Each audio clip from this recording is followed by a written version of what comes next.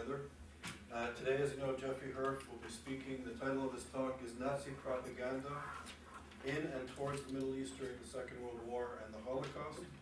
Professor Herf is from the Department of History at the University of Maryland. He studies the intersection of ideas and politics in modern European history, and is a specialist in 20th century Germany.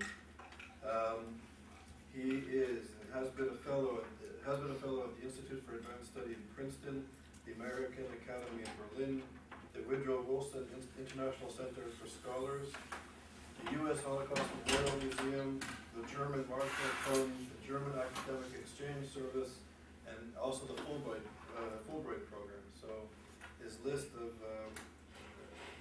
acclaim and accomplishments is at an extraordinarily eminent level. He has a new book that's coming out with Yale University Press in 2009. The title will be Nazi Propaganda in the Arab Lands.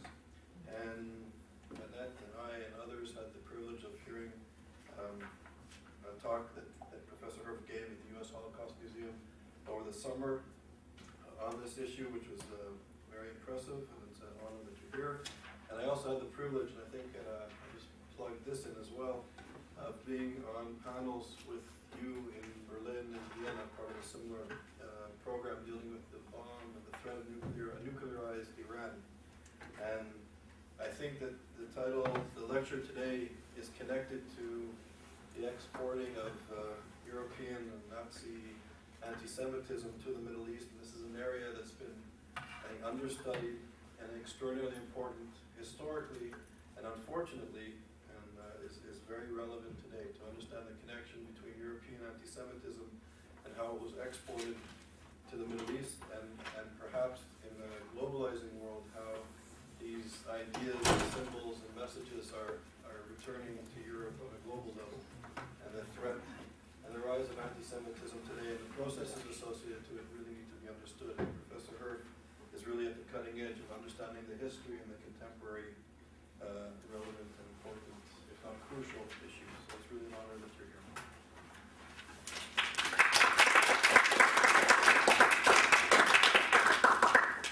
Thank you, Charles. And it is a pleasure and honor to be here again. I've spoken to Yale a couple times.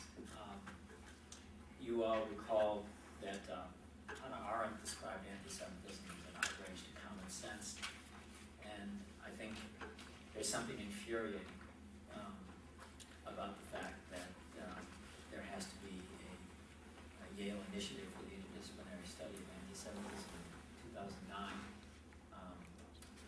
Infuriating because we had hoped that this would be a subject of interest to historians alone, and unfortunately, it's not of interest to historians alone. You all, maybe many of you saw this morning in the New York Times about a former Nazi who found refuge in Egypt, but there was something else in the last week that attracted my attention. I get emails from Memory, the translation service from the Middle East, and perhaps some of you read this item of January 30th, a speech which you can see on video, by the way, by Sheikh Yusuf al-Qadari, and this is what he said this on January 30th. Throughout history, Allah has imposed upon the Jews people who would punish them for their corruption. The last punishment was carried out by Hitler. By means of all the things he did to them, even though they exaggerated this issue, he managed to put them in their place. This was divine punishment for them. Allah willing, the next time will be at the hand of the believers.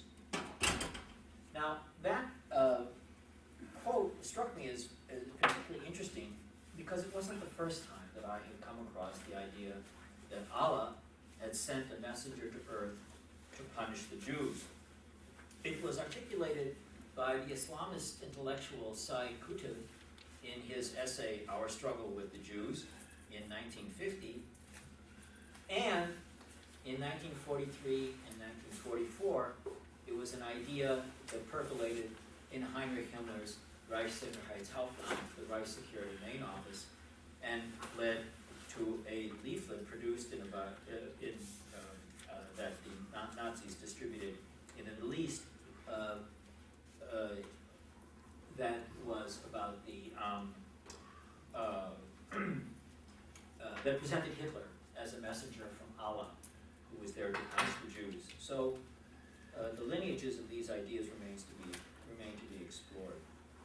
But the book Nazi Propaganda in the Arab Lands, 1939 to 1945, which I'm delighted to say will be published by Yale this coming fall, is about the diffusion of Nazi ideology to the Middle East in print and on shortwave radio during World War II. And this broad question about anti-Semitism's afterlife is one that a younger generation of historians who read Arabic will, I hope, engage in the years to come.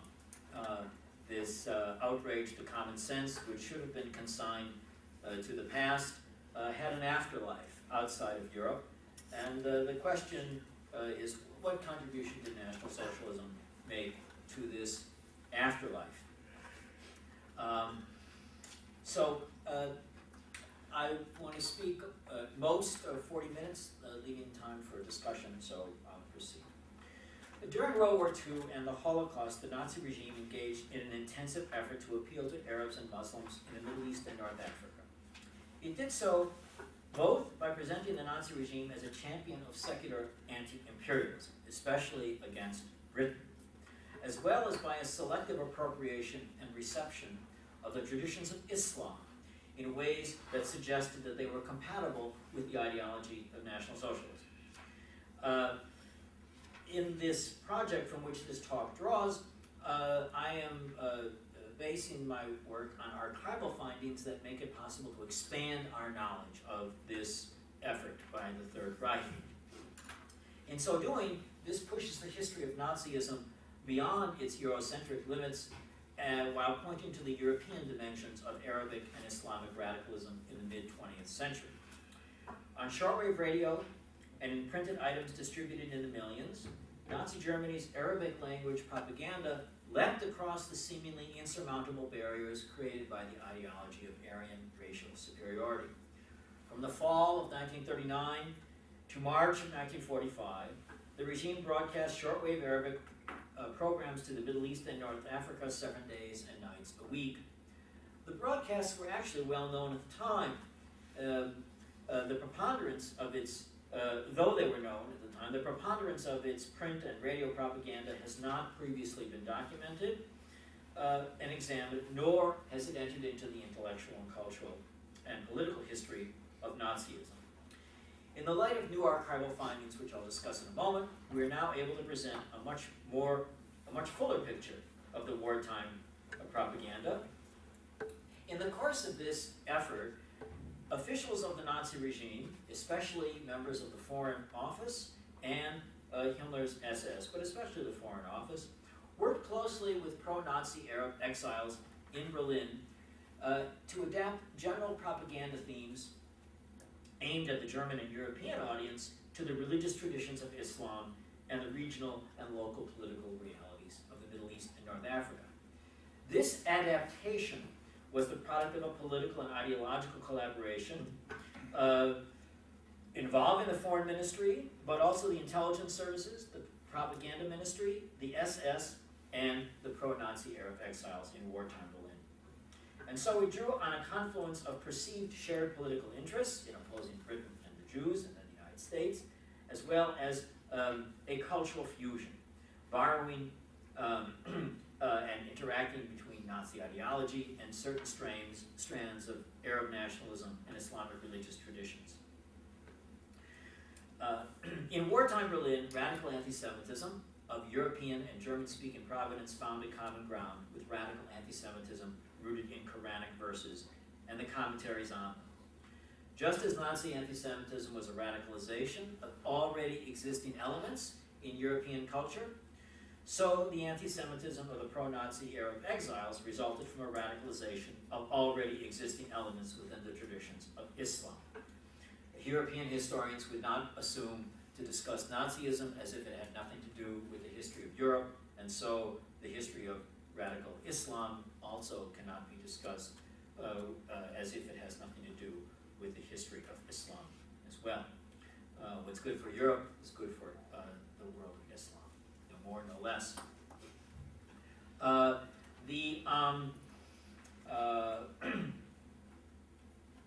In Berlin, the officials in the regime, as well as the exiles, participated in a process of selective appropriation of past traditions, and they found a common ground, I think somewhat to their surprise, which produced texts and broadcasts that accompanied the Axis military and political propaganda offensives in North Africa and the Middle East. So I want to emphasize that this is a story about things that intellectuals often do. That is, they selectively appropriate the past, just as the Germans selectively appropriated past European traditions. So the Arab exiles in Berlin, about whom more in a moment, selectively appropriated their own past traditions. This is a chapter in what we'd call a dark chapter, or a grim chapter in the history of hybridity or transnationalism or globalization. We know that when people from different cultures interact with one another, they sometimes bring about mutual understanding and peace and all good things.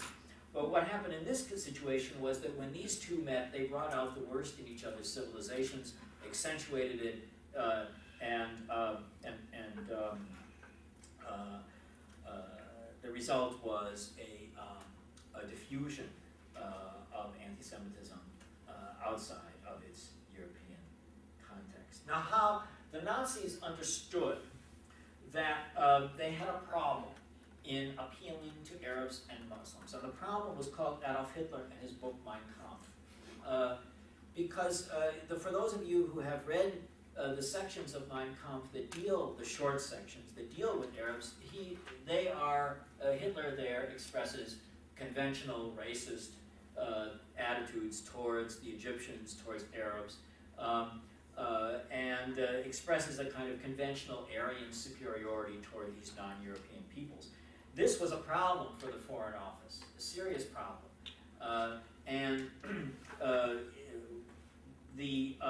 There were translations of Mein Kampf into Arabic, and the Foreign Office officials who were involved with some of them made efforts to delete those sections of the book in which his disdain was expressed.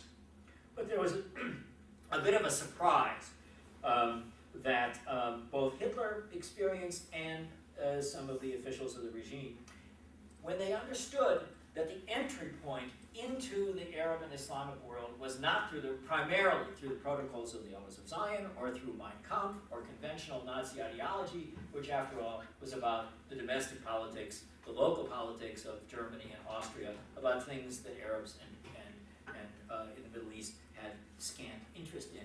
Rather, the entry point was the Quran. And that the selective reading of the Quran and the commentaries on the Quran.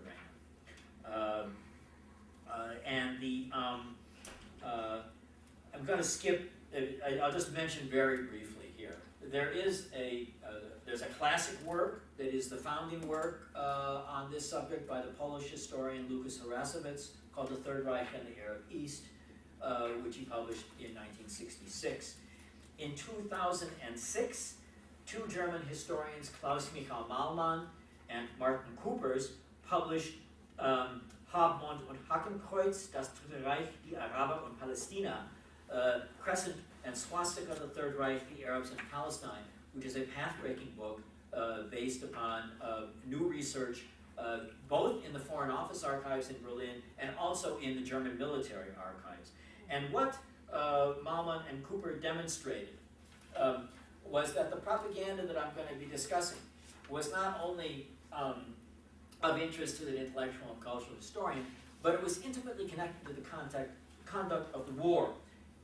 That Harasowicz understood in 1966. But what Malmann and Coopers also pointed out to us was that this propaganda was also part of an attempt to extend the final solution of the Jewish question to North Africa and the the Middle East. You are all familiar with the Wannsee Conference and the protocols of the Wannsee Conference, and you may recall there's a peculiarity about numbers, with especially numbers regarding the numbers of Jews supposedly in France, which is given as 700,000. But there weren't 700,000 Jews in France, there were 300,000, or 400,000, not Jews. Anyway, there are about 300,000 or 400,000 Jews that are not accounted for, and they were in North Africa. And so the Wannsee Conference protocol actually implies it is a protocol that telegraphs Hitler's determination to extend the Holocaust to North Africa, to the Jews, the 700,000 Jews actually, who lived in North Africa and the Middle East. And so a great deal hung on the outcome of the Battle of Al Alamein and the adventures of General Rommel and the Panzer Army in North Africa. Had the Germans won the Battle of Al Alamein, there was nothing standing between them and Cairo and then Palestine. And if Malman and Cooper then point out, if that had happened, there was an Einsatzgruppe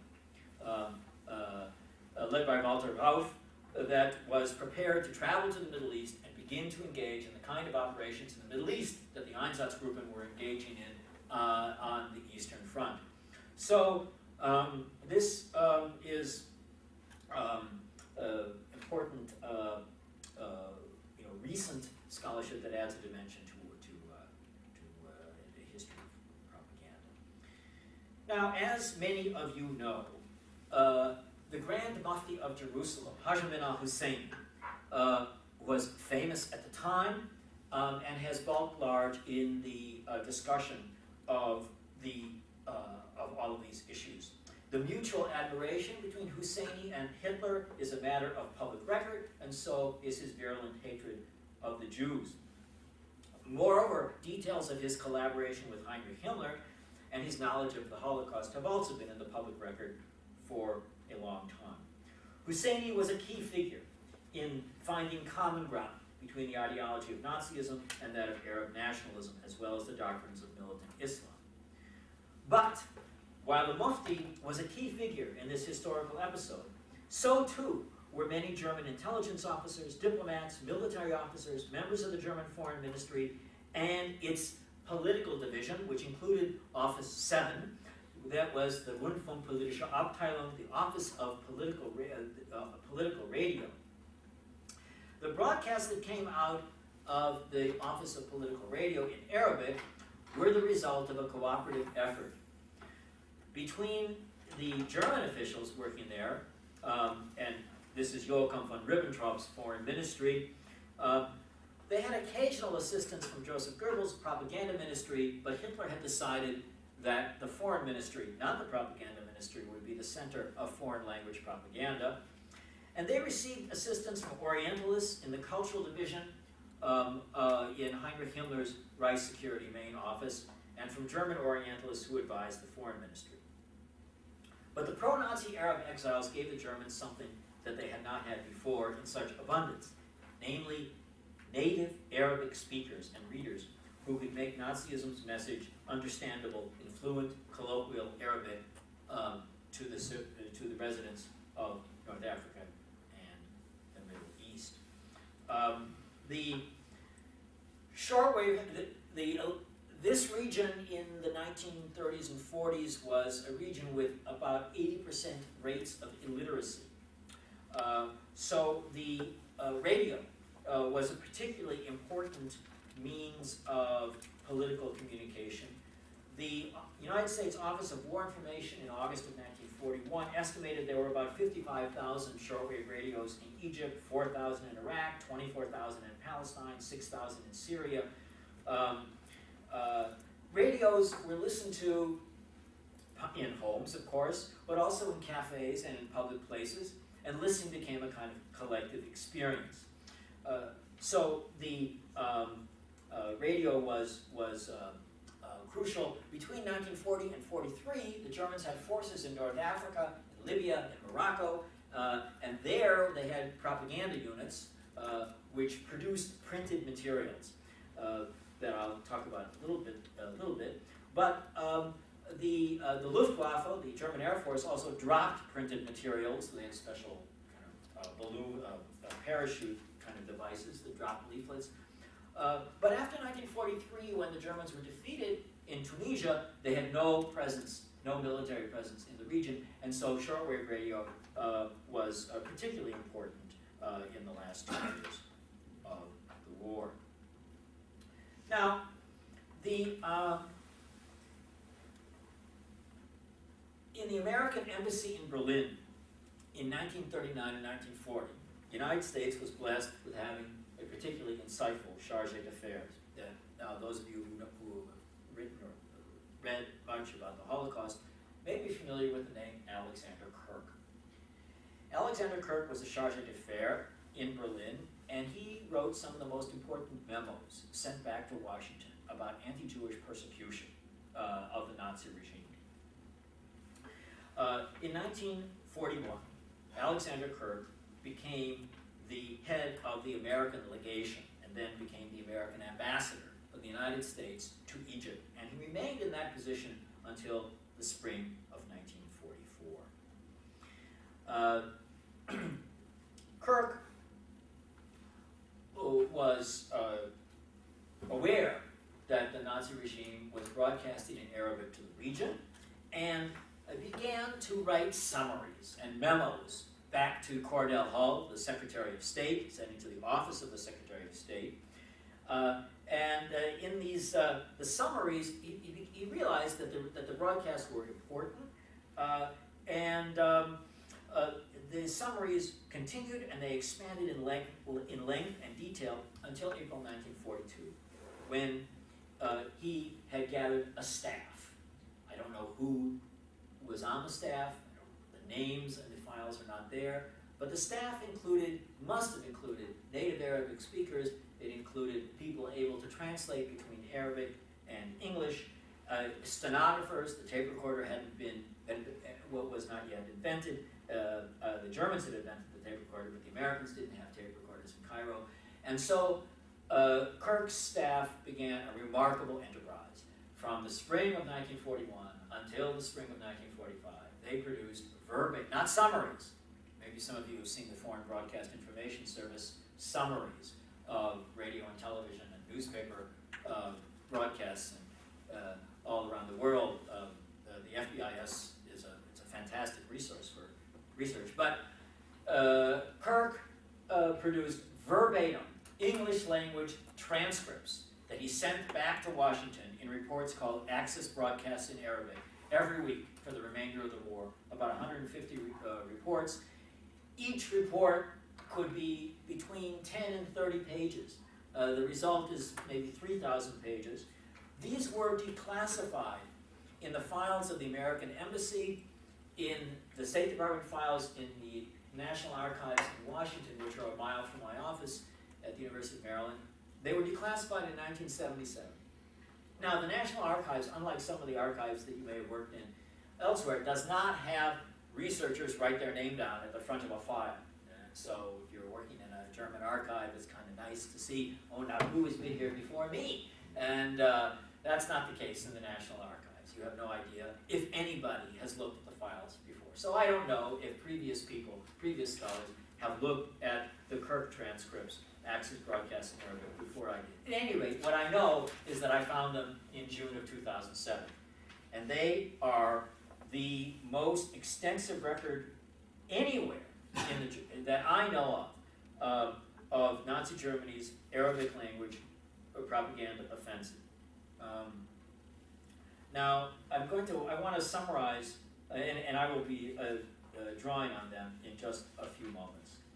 These files are an indispensable source of examination for Nazism's efforts to extend its appeals to Arab and Muslim societies.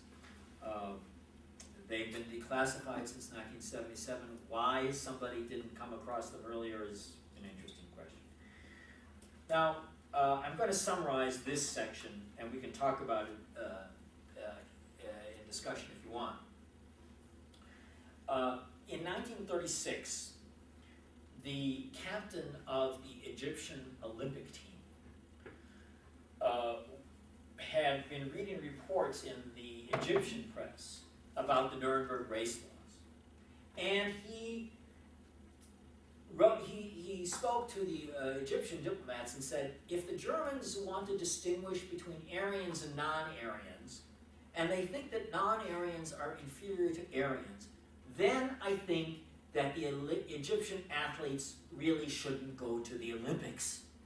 If that's what they think of us, we're not going to go.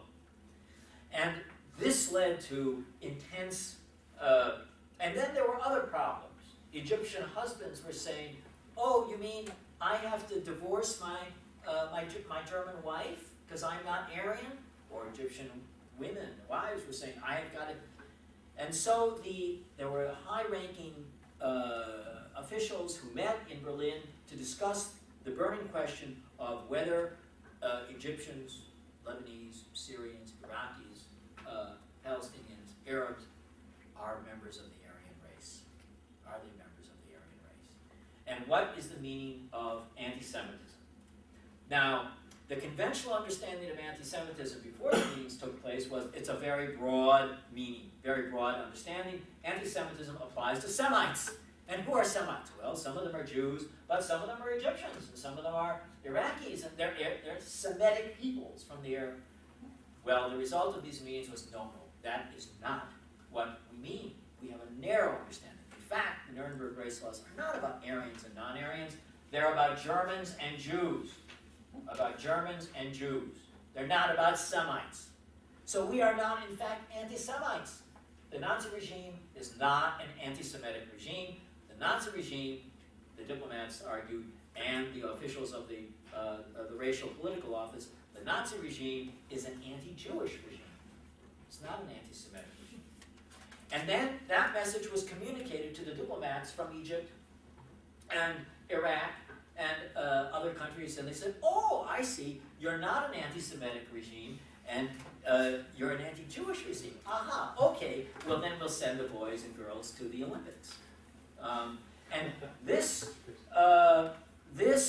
intellectual, ideological clarification of 1935-36 was very important because the paradox, it's very easy to imagine how Lenin would have appealed to the international working class, or how communists would have a universal message, or the United States is a universalist democratic message. But the problem of an officially racist government is, how do you find any friends? You know, if you think you're superior to everybody in the world, how are you going to find any friends and allies? And so this clarification of the mid-30s was very important for laying the groundwork for reaching out. So, okay, the propaganda, the broadcast began in Germany in 1939. The Italians began in 1934, but the Germans began in 1939. And the staff that was working on the early, what we'll call the early broadcasts, was led by a man named Kurt Munzel. And Munzel was a diplomat. He had worked in the Dresdner Bank in Cairo in the 1930s. He learned Arabic. He became familiar with the region. And by 1942, he had a staff of 19 people, which appears to have been composed of 7 Arabic speakers. And with this staff, he was he began broadcasting, writing and sending Arabic language broadcasts. Now, these early broadcasts have the tone of a sympathetic, well-informed, politically engaged scholar who is eager to please, but not quite able to pick up the ins and outs and the idioms of local politics. But the early broadcasts sent a clear message, and it was that the Nazi regime was not celebrating the superiority of the Aryan race over inferior Middle Eastern Semites. It was a friend to Arab nationalists and Muslims. Here, for example, on December 3rd, 1940, the Munzel Orient Office broadcast a paper about the English occupation of Egypt.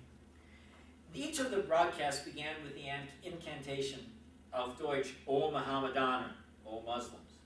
Not O Arabs, but O Mohammedaner, O Muslims. And I will read some examples, some of the text. O God's servants, Above all the other commandments, none is more important to the Muslims than piety. For piety is the core of all virtues and the bond of all honorable human characteristics. Muslims, you are now backward, because you have not shown God the proper piety, and you do not fear him. You do things that are not commanded, and you leave to the side things that are. God has proven to be true, and you are now the humiliated ones in your own country. And this has come about because you don't have piety and fear of God, as your pious forefathers did. Of them one can say they are strong against the unbelievers and merciful among themselves. O Muslims, direct your gaze to the Holy Quran and the tradition of the prophets. Then you will see that Islamic law is driven by piety toward God and fear of his punishment. Read, for example, the words, O believers, be pious and do not die without being a Muslim. Stand by God and don't be divided. This was over Nazi radio. Now, the point of this and other broadcasts was that there was an elective affinity between National Socialist ideology and its understanding of what Islam was, which had to do with piety, obedience, community, unity, rather than skepticism, individualism, and division. The broadcast presented Nazi Germany as an example of a society that had been divided, that had been weak, that had been humiliated and oppressed by the horrible British and French after the First World War, and yet had reunified and found common purpose and a kind of community, and that this was an example that the Arab world should follow. Such broadcasts then were followed very quickly in the same evening by appeals to Arab nationalism and the struggle for freedom and independence against the British colonialism. So a kind of Nazi anti-imperialism was a very important component of these talks. Now, there was a limit to the effectiveness of these talks. A sympathetic, well-engaged scholar didn't have the ability to get to talk effectively about the ins and outs of local politics. And that's where Hussein al-Husseini and Rashid al-Gilani. Rashid al-Gilani was an Iraqi politician who participated in a coup in April of 1941. The coup was supported by Nazi Germany and fascist Italy. The Gilani government was in power until late May of 1941, when Britain invaded, first in Basra, and then drove to Baghdad, overthrew the Gilani government, and Gilani and Husseini, who participated in the coup, fled first to Tehran, then with assistance from the Germans and the Italians, went from Tehran to Ankara, and then from Ankara to Rome, and then in November of 1941 to Berlin. Now this too is famous, and perhaps many of you are familiar with the famous meeting of November 28th of 1941 between Hitler and Hussein. The pictures went around the world. Hitler heard Husseini lavish praise on him, expressed support for Nazi Germany in the war, and urged Germany and Italy to issue a declaration in support of Arab independence. Hitler promised Husseini that after the German armies were successful in the Caucasus and after they defeated the Red Army in the southern part of the Soviet Union, the German armies would then drive south from the Caucasus into the Middle East.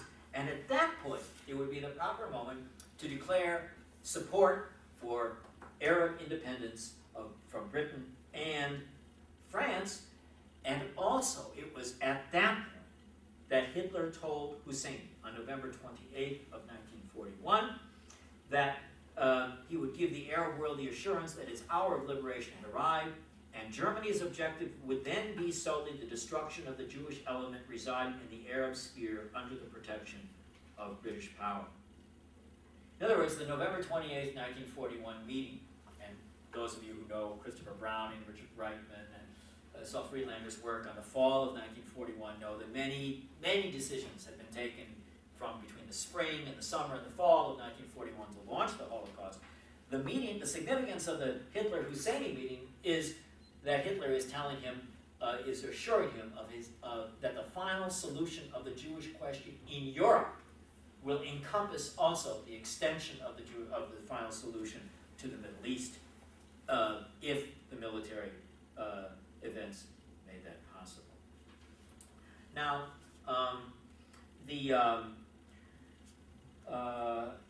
in the spring and summer of 1942, Rommel's Africa Corps had advanced to a point within 60 miles of Alexandria, Egypt, and Nazi Germany's leaders thought that victory in North Africa might be in their grasp. Hitler and Mussolini then decided to issue the public declaration in support of independence.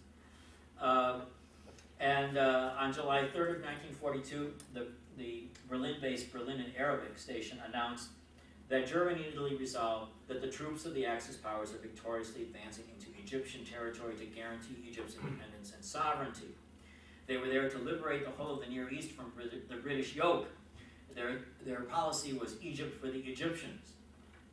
Hussein then was heard on the radio referring to the glorious victory secured by Axis troops in North Africa, and has encouraged the Arabs in the whole East and filled their hearts with admiration for Marshal Rommel's genius and the bravery of Axis soldiers. This is because the Arabs believe that the Axis powers are fighting against the common enemy, namely the British and the Jews.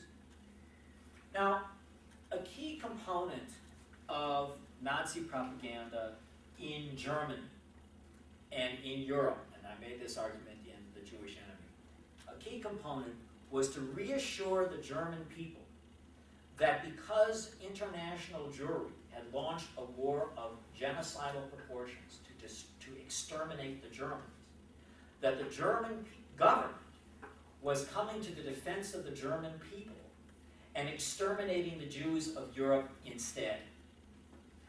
And that the government was doing this. The people could be rest assured that the government was taking matters into its hands and retaliating against the war of genocidal proportions that the Jews in Moscow and London and Washington had launched to exterminate the Germans. The message that came across to the Middle East was a little different. It instead was a plea for the listeners to take matters into their own hands. On July 7th of 1942, the Americans recorded one of the most inflammatory broadcasts of the Second World War in Arabic propaganda to that point. The station called the Voice of Free Arabism, Die Stimme Freie Arabitum, was entitled, Kill the Jews Before They Kill You. It was a statement that equaled that of Hitler and Goebbels in its anti-Semitic radicalism. It began with a lie, namely that a large number of Jews resided in Egypt and a number of Poles, Greeks, Armenians, and the Free French, people who had fled from Europe to find refuge in Egypt, had been issued with revolvers and ammunition to help them against the Egyptians at the last moment when Britain is forced to evacuate Egypt. And I'm going to read parts of the statement because it's unpleasant. In the face of this barbaric procedure by the British, we think it best, if the life of the Egyptian nation is to be saved, that the Egyptians rise as one man to kill the Jews before they have a chance of betraying the Egyptian people. It's the duty of the Egyptians to annihilate the Jews and destroy their property.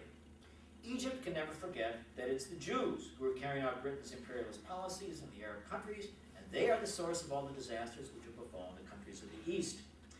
It goes on about the Jews. The Jews are seeking to extend their domination throughout the region. You must kill the Jews before they open fire on you. Arabs of Syria, Iraq, and Palestine, what are you waiting for? The Jews are planning to violate your women, to kill your children, and to destroy you. Your sole hope of salvation lies in annihilating the Jews before they annihilate you. Now, this statement is the identical logical projection and paranoia that was the defining feature of radical anti-Semitism on the continent, in the European continent, and it was impossible to be more blunt. It was unusual in the extent to which it voiced genocidal threats that were more implicit in many other assertions about the venality and the power of the Jews. I repeat, while the anti-Semitic propaganda of the regime in Germany assured readers and listeners that the regime was making good on Hitler's public threats to exterminate and annihilate the Jews, the Arabic language propaganda took an even further step in incitement to anti-Jewish violence in its clear appeal for audience participation. And leaders take matters into their own hands. You may recall during the Rwandan genocide, a number of journalists wrote that this was the first time that radio had been used to incite people to mass murder. Well, it was not the first time. Otto Dietrich, the director of the Reich Press Office, in fact, was brought to trial and convicted after in one of the Nuremberg successor trials of incitement and crimes against humanity for his role in the radio programs within Germany. Nobody was brought to trial, more about that later, on charges of incitement. And if you hear at Yale, the Nuremberg Project website, this wonderful project indicates, you can look at the genocide, UN Genocide Convention there, and you'll see that Article 3 describes broadcasts like this as a crime against humanity, rather, I'm sorry, as part of the crime of genocide, because it is incitement qualities. Now,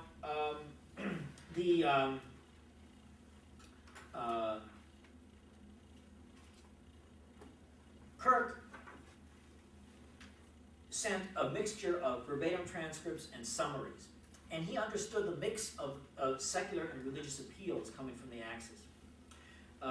Here's one report. Before Islam, the Arabs had been divided against themselves. When Muhammad united them, they overthrew the Persians, Romans, and Jews. Now they can overthrow the British, Russians, and Americans. Now they would be led by the great leaders, the Mufti and Kilani. Only traitors to Islam would support Britain and the Allies. An Axis victory in the Middle East would be a bad day for traitors when the victorious and righteous liberators of Islam arrived, assisted by a widespread revolt throughout the entire Middle East. Kirk wrote, Axis radio attacked the Jews ad nauseum, claiming the Jews, backed by Britain and the USA, were the arch enemies of Islam. They controlled American finance, and they forced Roosevelt to pursue a policy of aggression. In Germany, German anti-Semitic propaganda created a set of usual suspects: Felix Frankfurter, Bernard Baruch, Herbert Lehmann, Saul Bloom, and of course Franklin, the Jewish power, the cabal behind Franklin Roosevelt.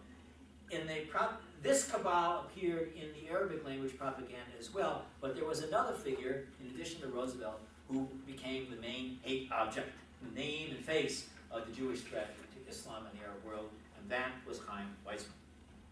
And the propaganda denounced Weizmann again and again. It is very important to understand that from the beginning of the Nazi regime to its very last days, it was emphatically and always opposed to Zionism. It never supported Zionism.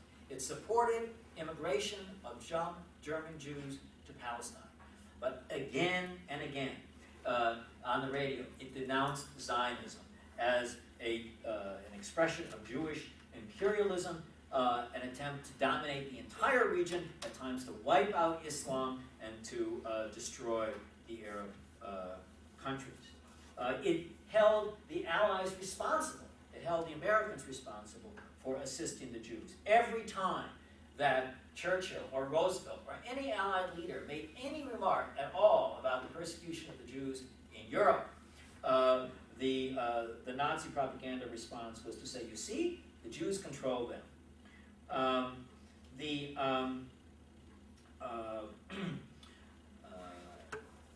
One problem that the Foreign Office recognized by 1942 was that in the following.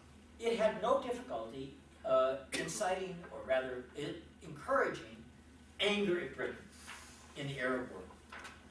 Britain had been a colonial power, and Nazi propaganda, the Nazi propagandists thought that they were having oh my goodness, okay, lots to say, a lot to say about what was wrong with Britain. But the problem was that the Arabs didn't despise the United States. So how could Nazi propaganda shift from its anti-British theme to anti-American themes? And the argument that was made was to link the United States to Zionism. more the United States could be identified with Zionism, the more the Germans felt they could connect anger over Zionism to anger at the United States. The response of the Office of War Information in the United States was to argue that American political warfare, American counter-propaganda, should not mention Zionism at all. Don't talk about the Jewish issue. This is a loser for us.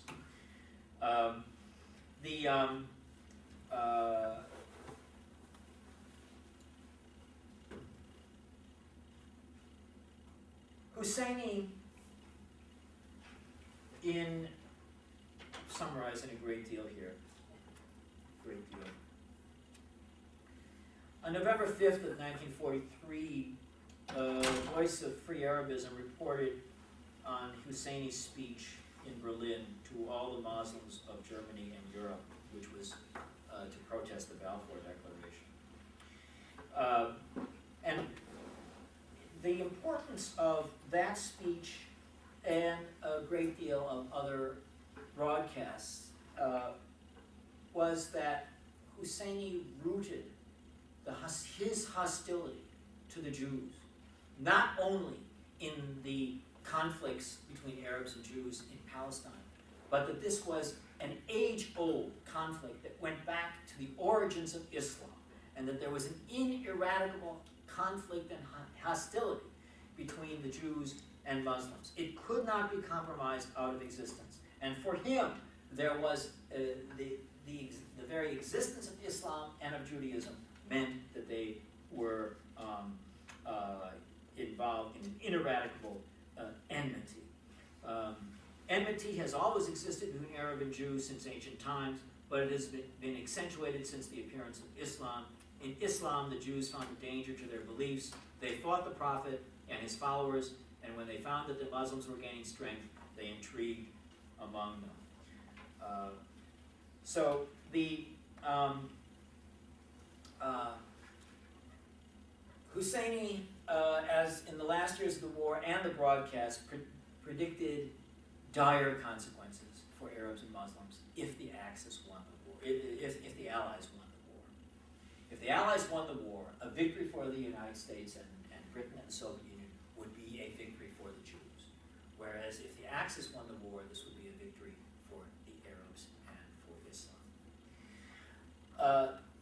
The OSS, the Office of Strategic Services, in the summer of 1945, was asked by Justice Robert Jackson, who was preparing the Nuremberg trials, to examine the response in the Middle East to possible war crimes prosecutions of those Arabs who had sided with the Nazis. And the conclusion was that there was no support anywhere in the region for these people because they were perceived as being involved in a struggle against British imperialism. Husseini was able to get out. He had been arrested, and then through never fully clarified circumstances, he was able to get out of France, and he came to Cairo in 1946. When he did, Hassan al-Banna, the head of the Muslim Brotherhood, made a public statement about Hussein. And the American embassy translated it and sent it back to Washington.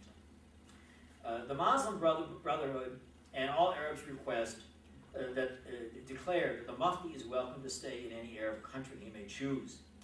The hearts of the Arabs are palpitated with joy at hearing that he has reached an Arab country. What a hero, what a miracle of a man. Yes, this hero who challenged an empire and fought Zionism with the help of Hitler and Germany.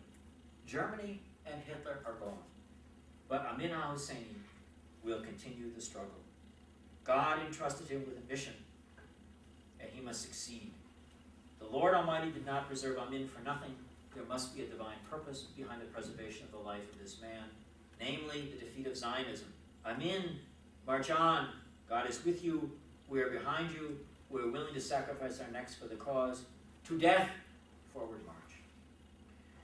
Now, a plausible reading of Al-Banna's statement would be that Haj Amin al-Husseini was continuing the same struggle that Hitler in Germany, as well as Husseini himself, had been waging during World War II. For Al-Banna, the war and its themes were to be continued in the Middle East, and if so, who better to play a leading role than a political and religious leader with experience in fighting the Jewish enemy in Europe. So far from criticizing him for having sided with Germany and Hitler, Al-Banna expressed admiration for Husseini's wartime activities. In wartime Cairo, Al-Banna and members of the Brotherhood would have been able to hear what Husseini and others on Access Radio had to say about the Jews and the Allies. He found these words admirable. Moreover, Husseini's survival, escape, and arrival in Cairo were proof, in Al-Banna's view, that God approved as well.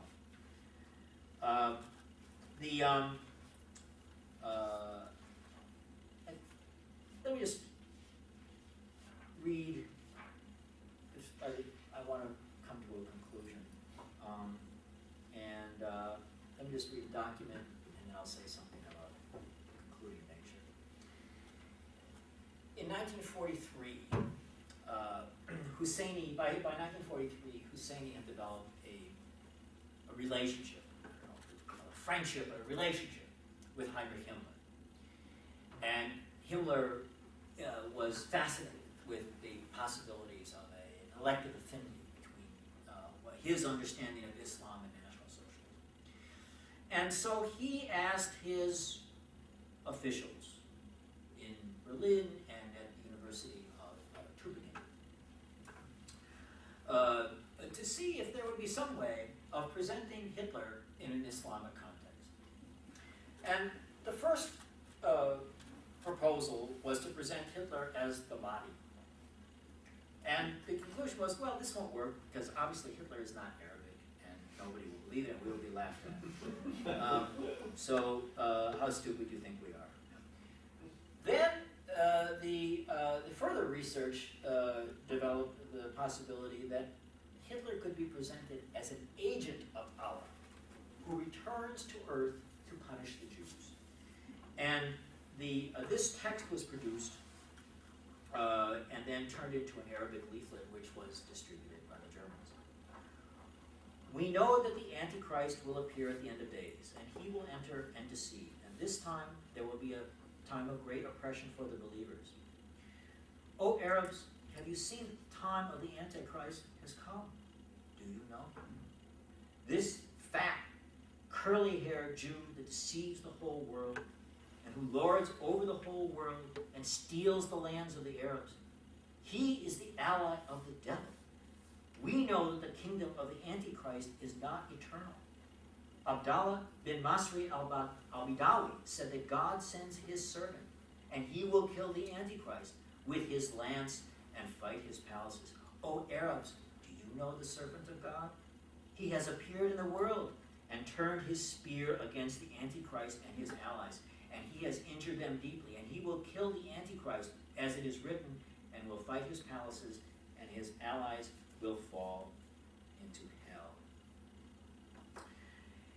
Now, in addition to the above effort to identify Hitler as God's servant, now on earth, to kill the Antichrist, the Reichssicherheitshauptamt also intended to distribute a series of photos showing Husseini with Bosnian Muslim soldiers through its network of agents in Syria, Iraq, and Palestine. This is perhaps part of the prehistory of that address that was made on January 30th last week. But the larger point here is that I'm presenting what I hope is an agenda for historians who do read Arabic and who can do the other side of what I'm presenting, who can tell us about the reception of these ideas. What I've been able to demonstrate more extensively than has been previously done is that the Nazi regime and its officials found a way of making cultural connection to the world of Arab nationalism and radical Islam.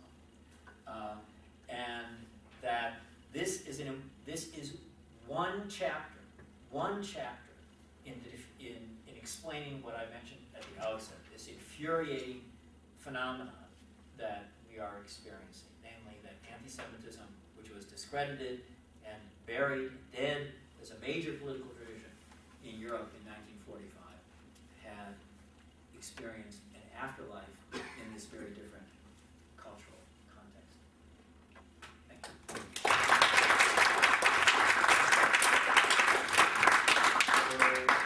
We'll do a Q&A session now.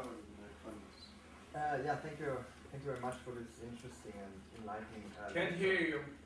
Yeah, I try to speak a bit louder. Actually, I have kind of three different questions. First, and I apologize, I do not know the name of the author. From 1937, a Swiss Catholic writer, I think his name is Alexander. He wrote an important book, and I read it maybe 10 years ago, and I wanted to make something about it. I didn't. He was making a claim in 1937 that Hitler is a kind of new Muhammad, that there is a kind of relationship of National Socialism and Islam. It was 1937, maybe you heard about it. It's in German, but I think it's an interesting piece because it was before the Holocaust and a lot of stuff. Second question is about the impact of the Arabic radio broadcasting. I'm wondering if there might maybe some cultural or philosophy courses inside, and maybe if they refer to Heidegger, because at that time, of course, he was one of the most important German philosophers. And I just read a PhD from a Egyptian scholar. He made a PhD in Berlin some years ago, and he was dealing with Muslim Dasein or something like this. So I'm wondering, because I can't read his Arabic sources, maybe there is something also in the radio at that time would be interesting. And third question would be, there has been a kind of psychological warfare or anti-warfare department of the U.S. Army, and Peter Viereck, who wrote his Pulitzer Prize-winning famous American intellectual who died 2 years ago, he made a PhD in 1941 dealing with metapolitics and German nationalism and all those stuff, and afterwards he was working in Italy and North Africa, and especially listening to German radio and making transcripts for the American intelligence service. And I'm wondering if there might be any relationship between, because he was listening to German radio and maybe he was also in relation to Arabic radio, I'm not sure. I think this department was called PMG, I'm not sure. It's a kind of psychological department of the intelligence service. Something, yeah. That's very interesting.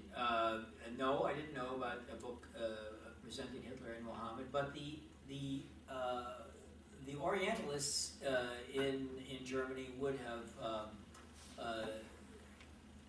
criticized an effort to do that.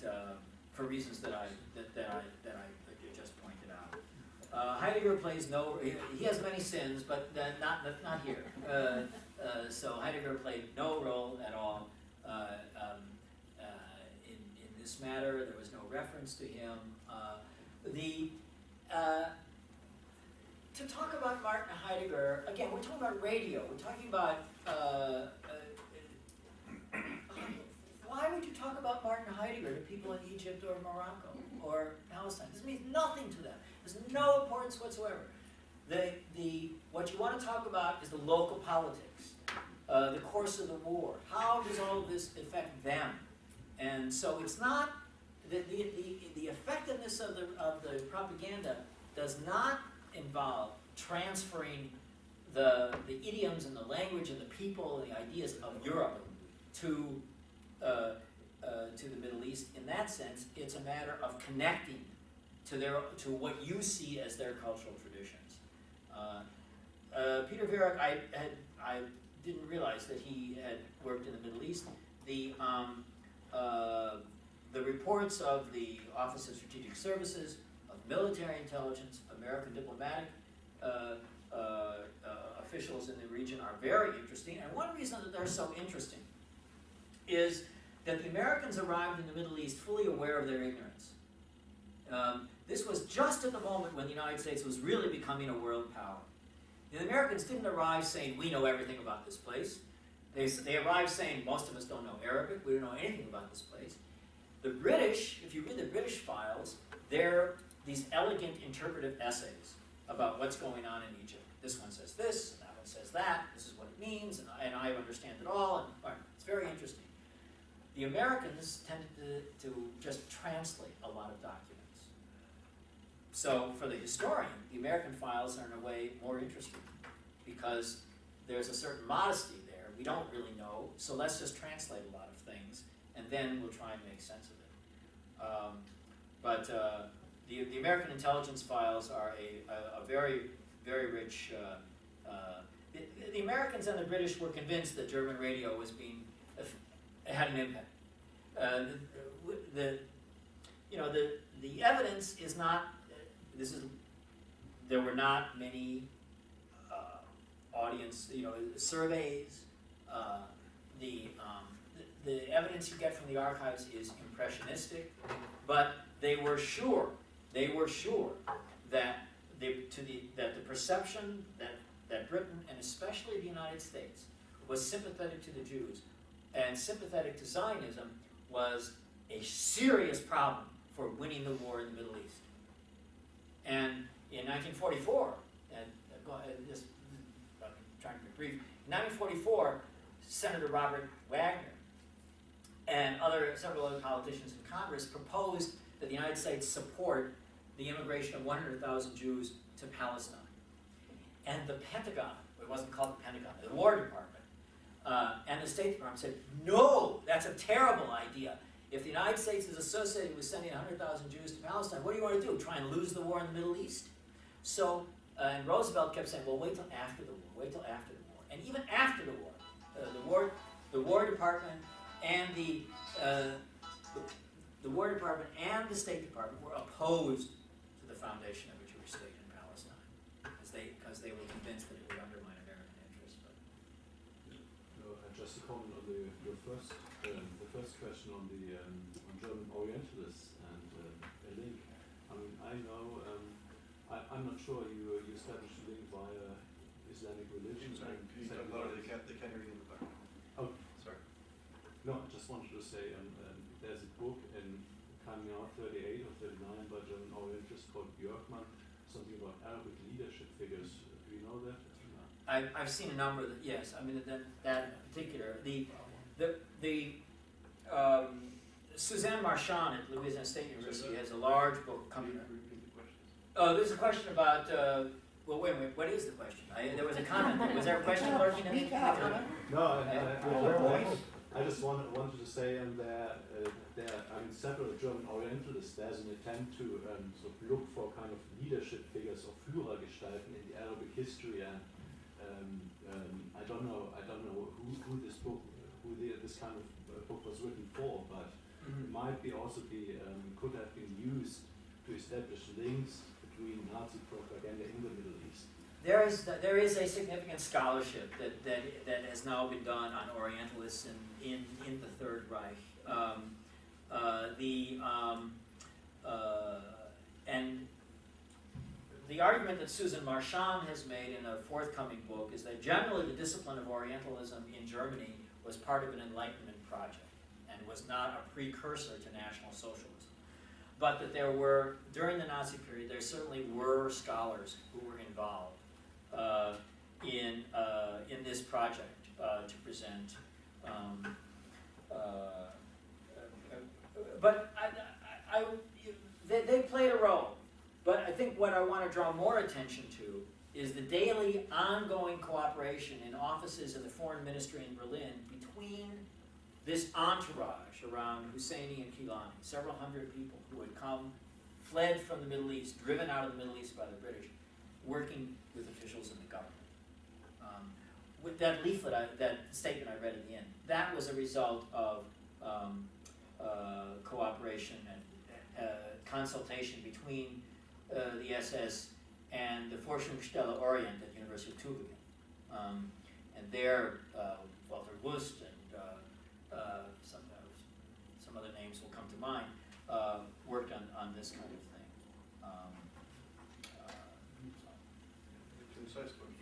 You're concentrating heavily on the Middle East, Muslims, Arabs, etc. Who were the anti-Semites during the 30s and the 40s? Where? All over the world, but let's concentrate on Europe. Who were the anti-Semites in Europe in the 30s and the 40s? The book is about the Nazi regime. Which book is that? This fourth, What does the book have to do with the question I asked? I'm going to tell you what it has to do with the Thank you. question you asked. Yes. This is, my talk draws on a forthcoming book. And the book is about the efforts of the Nazi regime in Europe to convey its ideas outside of Europe. So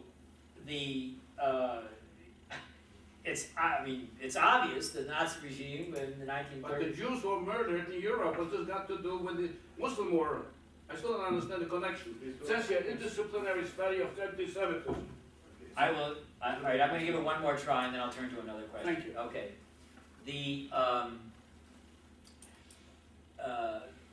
We know a lot about the Holocaust in Europe. We know that we know what the Nazi regime did to the Jews in Europe. The question that I'm interested in is concerns the efforts of the Nazi regime to extend its policies outside Europe. And if you want to write, I published a book in 2006, which is about just what you're talking about. No, I asked you a question. You're not listening to me. I am listening to you. No, You're no, talking you're about not. the Muslims. No, you're not. You're You're talking not. about Berlin and the Muslims. You're not. Well, whether you. I asked a legitimate question. He gave you an answer. I gave you an answer. And that- I mean, I You may not like the answer, but I did not get the answer. published a book Because just. during the 30s and the 40s, the entire Christian world, that's right, Jacques Hughes, I'm a Holocaust survivor, and I'm not going to let you get away with it talking about the Middle East when you talk about anti-Semitism. My whole family was murdered, so please, let's stick to the subject. I'm a scholar, sir. My father was a refugee from Nazi Germany, and I don't. In 2009, I don't like you to pull that stuff. I'm What terribly stuff? sorry. What stuff? Let me finish. I'm terribly sorry that this happened to your family. Don't be sorry, just answer No, the I question. am, and I've devoted 30 years of my scholarly career to So trying to have I, most of my life. Here's what I suggest. I published a book in 2006 called The Jewish Enemy, which is about what happened in Europe. And it's all about why what happened in Europe. And as a scholar, I decided to write about something else. There's no point in writing another book about the same thing that I wrote before. So, I understand your sentiments. I share many of them, but please recognize that we scholars write about some things and then we write about other things. And because we write about other things doesn't mean we're not interested in what happened in Europe. And with that, I think maybe after the discussion we can continue this. I'm not satisfied, but go ahead. Okay. Yeah, I had a question about sort of what was the shared vision of the Arabs or the Arabs involved in this project and the Nazis? Sort of what did they imagine for the future? Where would the Arabs fit into the sort of the grand scheme of the Germans, the new order? Well, fortunately, this is a hypothetical issue. Yeah. And all I can tell you is what they said at the time. They may have been lying through their teeth, but this is what they said at the time. They said people misunderstand Nazism. They think that National Socialism is an ideology that declares that the Aryans are superior to everyone else in the world. Actually, what Nazism is about is that the world is composed of different races, and that these races should not sleep with each other. They shouldn't have sex with each other. They should just remain pure and not contaminated by one another. It's not necessary to say that one is better than the other, and that's how we feel about the Arabs and the Muslims. That they have a great, wonderful civilization, and lo and behold, they share many values with us. And then, so then there would be this way of interpreting Islam as being anti-modern, illiberal, authoritarian, focused on community, anti-democratic, all of these things that they found to be similar to what they were about. Now, if they had in fact won the war in the Middle East, how would they really have treated the Arabs and the Muslims? This is a hypothetical issue. But the issue that I'm raising, it's a broader issue about collaboration and allies allies in the Second World War. How, if the Nazis and the Japanese had won the Second World War, would they get along with each other? You know? Would they just say, oh yes, the Japanese are superior to the peoples of Asia, but they're equal to the Germans? Or the Germans would have said, no, we're superior to everybody? Would they have found a way of getting along? What about the Germans' relationship to the Ukrainians or the Allies? So this general, it's a paradox. How can a racist government find collaboration? It's easy for communists to find collaboration. We're all, you know, part of the international proletariat or whatever.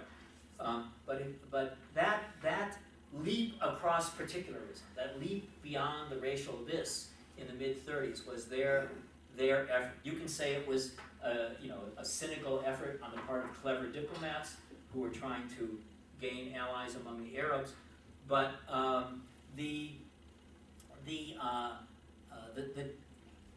there clearly were Arabs and radicalized Muslims who found it somehow compelling. And more than that, I should have said this. What they introduced into the Middle East was something modern. Husseini anti-Semitism was primordial and very old, but it wasn't yet an interpretive framework of modern politics. And that's what the Nazis brought. You want to understand the Second World War? This is why it's happening. In fact, the Second World War was started by Chaim Weizmann, and the reason he started it was to establish the State of Israel. And so then, in 1948, when the State of Israel was founded, Al-Banna and Hussein would say, you see, Hitler was right. The Allies won the war, now there's Israel. So that interpretive framework is something that I don't think was, as far as I can tell, that was not elaborated in the traditions of Islam. That was a distinctive contribution. Just if I to ask about the scriptural basis in the Quran for anti-Semitism, what does the Quran say? You mentioned in the beginning that the Quran and its interpretation presents a basis for anti-Semitism. What does it say in the Quran? The Quran, how many of you have read the Quran? Yeah. I mean, I always ask this question. This is in 2009, like 8 years after 9/11, and invariably almost nobody has read the Quran. Please do.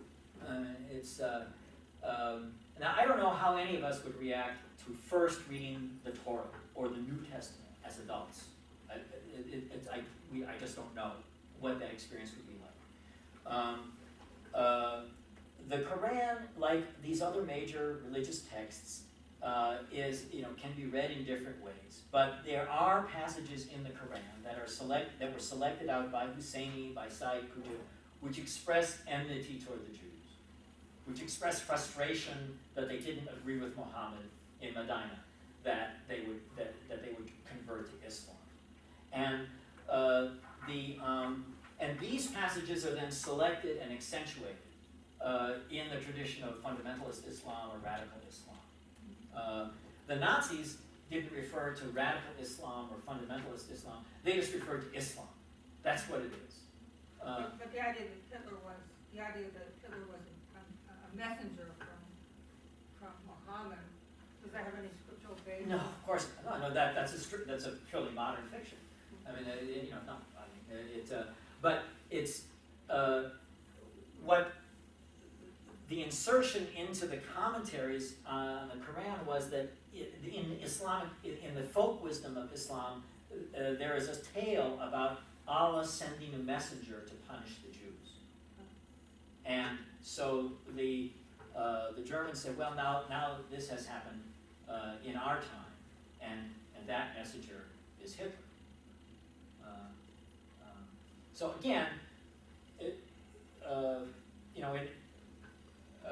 Raymond Williams, you recall, in one of his earlier works, referred to the labor of selective tradition. And that's what intellectuals do. They take traditions, they select out of them. This is what we call the history of reception. And the way that the Nazis read Islam was to select and accentuate particular components that were compatible with their views. And it's pointless, it's silly, it's futile to say that this has nothing to do with Islam. Just as it would be pointless to say that Nazi anti-Semitism had nothing to do with Christianity.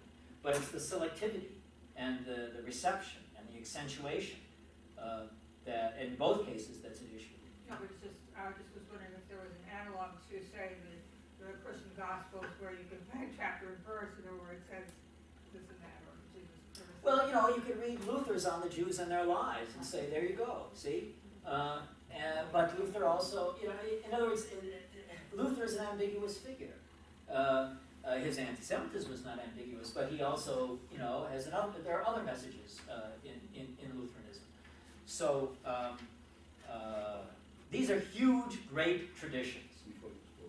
These are big traditions, and the success of the impact of Nazism in the Middle East had a great deal to do with their ability to connect to another great tradition, another great cultural tradition, or parts of it. Any other questions? Okay, so on behalf of YIISA. Those to ask was I'm not gonna get the answer anyway, so I'll stop it. Thank you. So on behalf of YIISA, it was really an honor to be here on a subject that's of extreme importance, particularly today. And Thanks for your question.